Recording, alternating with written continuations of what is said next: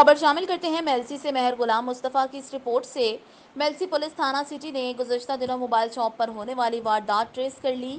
Police کی ملزمان بارے اہم پیش رفت۔ تفصیل کے مطابق 4 روز قبل موبائل مارکیٹ میں اسد نیازی کے موبائل شاپ پر نامعلوم چوروں نے رات کی تاریکی میں چھت پھاڑ کر 57 قیمتی موبائل اور تقریباً 7 لاکھ روپے چوری کر کے فرار ہو گئے تھے۔ پولیس نے فوری ایکشن لیتے ہوئے دن رات محنت کے بعد گزشتہ رات ملزمان اور مسروقہ مال بارے اہم پیش رفت ہوئی۔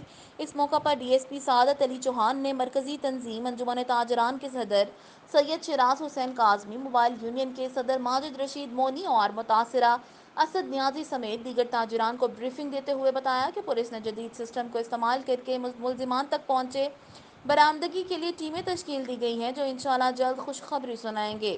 اس موقع پر تاجران کے صدر سید شیراز حسین کاظمی نے ڈی ایس پی کی کاوشوں کو سراہا اور کہا کہ پولیس کے ساتھ تعاون برقرار رہے گا۔ اس موقع پر ملک سلیم، ابرار احمد انصاری، شعیب نذیر، مرزا شہزاد، محمد ظفر عمران، شیخ اکبر نورانی سمیت دیگر تاجر موجود تھے۔